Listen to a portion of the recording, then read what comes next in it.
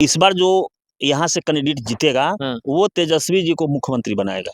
इस बार जो जीतेगा वो तेजस्वी जी को मुख्यमंत्री। बातें हैं जो सुनने में आ रहा है, कोई लोग कहा है कि जो अभी के वर्तमान विधायक है सोनपुर के, राजद के ही विधायक है, वो निकम्मा टाइप पर इस तरीके की बयान आया है सामने, इस पे क्या कहेंगे? माई बहन मान योजना चल रहा है पूरे बिहार में। तेजस्वी यादव कह रहे हैं कि इस बार अगर हमारी सरकार बनेगी, फुल बहुमत से सरकार बनेगी, तो माई बहन मान योजना के तहत 2500 सीधा धकाधक खाते में जाएगा।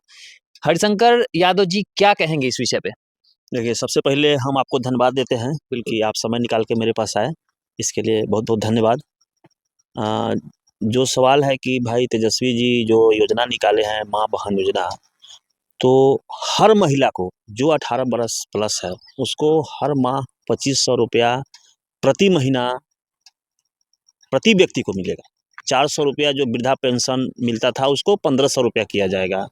हर घर को 200 बिजली यूनिट फ्री मिलेगा। बिल्कुल। लोग कह रहे हैं कि तेजस्वी सरकार कैसे बनाएंगे, तेजस्वी के पास कोई समीकरण ही नहीं है। देखिए, तेजस्वी जी जब पिछले बार चुनाव लड़े थे तो सबसे बड़ी पार्टी थी, और इस बार भी हम लोग सबसे बड़ी पार्टी उभर के आएंगे। अच्छा। और 2025 में तेजस्वी जी की सरकार बनेगी और तेजस्वी जी मुख्यमंत्री बनेंगे। पिछले बार नीतीश कुमार थे, इसलिए लोग कह रहे हैं कि आपका जो है सबसे ज्यादा सीट आया था और सबसे बड़ी पार्टी थे। लेकिन इस वक्त का जो समय चल रहा है इसमें कोई समीकरण नहीं। नीतीश जी भी अलग है, मांझी जी भी अलग है, चिराग भी अलग है, और सब लोग भाजपा में है, अकेले राजद। क्या लगता है संभव है इतना? देखिए, सबसे पहले बात है कि हम लोग हर घर हर जनता के पास जा रहे हैं। अच्छा। और तेजस्वी जी जनता के पैसा को जनता को देना चाह रहे हैं। अच्छा। और जो 17 महीना का जो कार्यकाल उनका था, हमको लगता है कि शायद वैसा सरकार नहीं कर पाई थी मात्र 17 महीना में। 10 साल में की होगी, 20 साल में की होगी, लेकिन उसका अगर एवरेज निकालिएगा जो 17 महीना में उन्होंने काम किया वो आज तक कोई सीएम नहीं किया था। 17 महीना में क्या कर दिए तेजस्वी बिहार के लिए, बिहार के लोगों के लिए? जो सरकारी नौकरियां उन्होंने दी, वो हमको लगता है कि पहली बार हुआ ऐसा। अच्छा। सरकारी नौकरियां जो दी गई लगभग 3.5 लाख, और 5 लाख जो है शायद पेंडिंग था, वो पहली बार हुआ है। मतलब तेजस्वी जी के जाने के बाद ये सरकारी नौकरी नहीं मिल रहा है लोगों को? कहाँ मिल रहा है? हाँ। कहाँ मिला? उठा के देखिए ना। तो कह तो रहे हैं भाजपा के उप मुख्यमंत्री, ये कह रहे हैं कि बिहार में बाहर है और भाजपा की सरकार है, नौकरी का बौछार है। ये तो बड़का झूठा पार्टी है, बीजेपी का नाम है बड़का झूठा पार्टी। हाँ। नरेंद्र मोदी शायद एक बार आराम में आए थे तो बोल रहे थे कि बताइए भाइयों बहनों कितना पैसा दे दे। हाँ। ये तो लगता है कि वो घर से उठा के लाए हैं। हाँ। 1 करोड़ दे दे, 2 करोड़ दे दे, 10 करोड़ दे दे, पता नहीं चला कि उनका जेबी में कितना पैसा है। आज तक पता नहीं चला कि वो पैसा कहाँ गया। और एनएच का जो हम लोग छपरा जाते हैं तो कितना परेशानी होता है वो हम ही लोग जान रहे हैं। अच्छा। आज तक मतलब उसका कार्यकाल पूरा नहीं हुआ।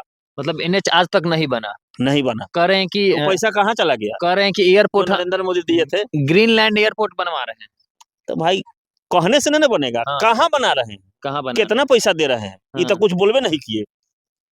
ये जैसे वो हमारे माननीय संजय यादव जो राज्यसभा में जो बयान दिए हैं कि जो सब्जी ले गया गुजरात, और कौन कौन स्टेट ले गया, हरी धनिया पत्ती जो है वो बिहार को छीड़ दिए। अच्छा। वही हाल है।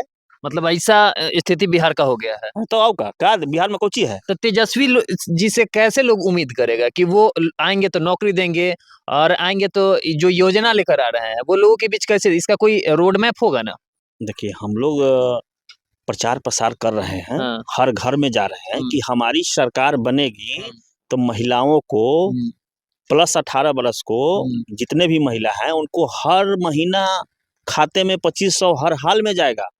पहला 200 यूनिट बिजली फ्री होगा, 400 से 1500 वृद्धा पेंशन बढ़ा दिया गया है, और सारी योजनाएं हम लोग ला रहे हैं। सरकार हमारी बनेगी तो वो जो एजेंडा है, अगर वो एजेंडा हर व्यक्ति को मिलने लगेगा तो हम लोग का जो बिहार का जो विकास होगा वो देखने लायक होगा। अच्छा। आप भी सोनपुर में बहुत सालों से राजनीति कर रहे हैं और प्रत्याशी के तौर पर जनता के बीच भी रहे हैं, और लगातार आपने मेहनत किया, चाहे वो बाढ़ का मौसम हो या फिर सुखाड़ का मौसम हो, हर वक्त आप जनता के बीच रहते हैं, ये हमने गौर से देखा है। इस बार जो 25 की तैयारी है उसमें आप लगे हैं कि नहीं? इस बार जो 2025 का चुनाव है वो चौंकाने वाला होगा। अच्छा, हर हाल में, वो भी सोनपुर का। हाँ, चौंका देगा। हाँ, चौंका देगा हर हाल में। कैसा?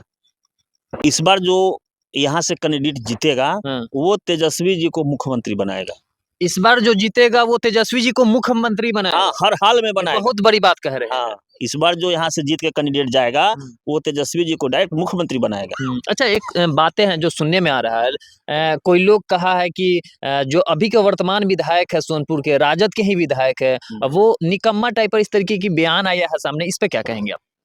देखिए, हमारे जो स्थानीय एमएलए हैं डॉक्टर मनोज प्रसाद यादव जी, वो हमारे बड़े भाई हैं। अच्छा। और जो भी लोग इनको टीका टिप्पणी किए हैं कि निकम्मा विधायक है, ये गलत बात है। विरोध करना अलग बात है, निकम्मा बोलना गलत बात है। कहीं से नहीं दर्शाता है कि वो निकम्मा है। आखिर हमारी पार्टी जो है 20 साल से उनको टिकट दे रही है। आखिर अच्छे व्यक्ति हैं तभी तो टिकट दे रहे हैं। यहाँ से हमारी माता राबड़ी देवी चुनाव हार गई और हमारे डॉक्टर मनोज प्रसाद यादव जी चुनाव जीत गए। कहीं ना कहीं उनमें कुछ अच्छाई तो है ना, मतलब कुछ गुण है उनमें। कुछ तो गुण है। उनको निकम्मा हम लोग कैसे बोलेंगे? निकम्मा नहीं बोल सकते। कभी नहीं, निकम्मा बोलना तो गलत बात है। गलत बात है। सम्मानजनक बोलना चाहिए। विरोध, चुनाव लड़ना है, विरोध कीजिए, लेकिन निकम्मा नहीं बोलना चाहिए। जो लोग निकम्मा बोल रहे हैं उनको पता होना चाहिए कि वो जो जेपी सेतु पुल बना है, उनमें उनका योगदान है। मतलब रामानुज जी का योगदान है जेपी सेतु में। बिल्कुल। हाँ। हम ऐसा सुने हैं कि बहुत आंदोलन में उनका सहयोग रहा है। सहयोग रहा है, देखा भी है। वैसे लोगों के लिए मतलब इस तरीके की बात उचित नहीं है। बिल्कुल उचित नहीं है। ये तो जो बोले हैं, अब हमारे जो बोले हमारे मित्र हैं, अच्छा, हम उनको कुछ नहीं बोल सकते हैं। हाँ। लेकिन आइंदा से अगर नहीं बोले तो अच्छा रहेगा। वो भी कह रहे हैं कि इस बार आरजेडी से संभावनाएं हैं कि कुछ टिकट मिल जाए। आप भी कह रहे हैं कि आरजेडी, मतलब आरजेडी टिकट दे किसको, ये खुद में मतलब विचार करने वाला चीज है। देखिए, जो भी सोनपुर विधानसभा में जो राजद के वर्कर हैं, हाँ। चाहे सारण जिला के जो वर्कर हैं, हाँ। उन्हीं में से न किसी को मिलेगा टिकट। तो तेजस्वी कह भी दिए कि ठोक ठकार के इस बार टिकट देंगे, तो जो जनता के बीच रहेगा उसी को टिकट देंगे। तो क्या लगता है, रमेश यादव को टिकट मिल रहा है कि हरिशंकर यादव को टिकट मिल रहा है कि रामानुज जी को टिकट मिल रहा है? ये कॉन्सेप्ट क्लियर कीजिए जरा। देखिए, हाँ। तेजस्वी जी जब बोल दिए हैं कि ठोक ठेठा के टिकट देंगे, हाँ। तो ठोक ठेठाने का मतलब क्या होता है? जनता के बीच रहना होगा, जनता की हर सुख दुख में उसके साथ रहना होगा। नहीं, जनता के दुख सुख में तो रहना है। हाँ। लेकिन पार्टी के भी वर्क करना है ना। हाँ। अगर जो लोग पार्टी में ही नहीं है, अच्छा, तो उनको टिकट कहाँ से मिलेगा? मतलब ये पार्टी में कौन नहीं है?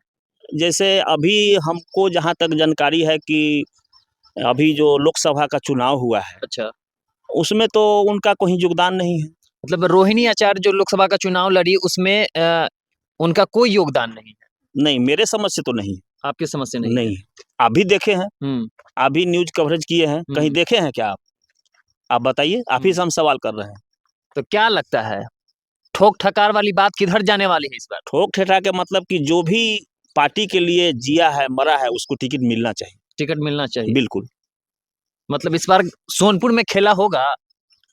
देखिए, खेला की बात तो हम नहीं कहेंगे, हाँ। लेकिन ये जरूर बोलेंगे हाँ। कि हमारे बड़े भाई माननीय डॉक्टर मनोज प्रसाद जी जो हैं, हाँ। वो 3 बार से एमएलए हैं।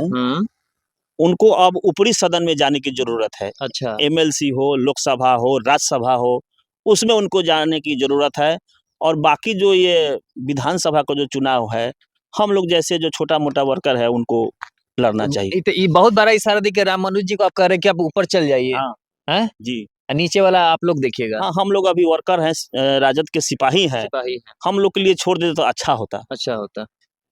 क्या लगता है, भाजपा भी कई तरीके की दावा कर रही है कि सोनपुर को हमने ये दिया है तो इस बार का जो चुनाव है वो भाजपा जीतेगी, बहुत ऐसे नारे लग रहे हैं। देखिए, भाजपा यहाँ से जीतने के कहाँ सवाल है? कोई सवाल ही नहीं। कोई सवाल नहीं है। हाँ। अबड़ी यहाँ जो बिहार का जो चुनाव होगा 2025 का, हाँ। ये भाजपा और जेडीयू का सफाया हो जाएगा। सफाया हो जाएगा। साफ। हम लोग फुल बहुमत से सरकार बनाएंगे।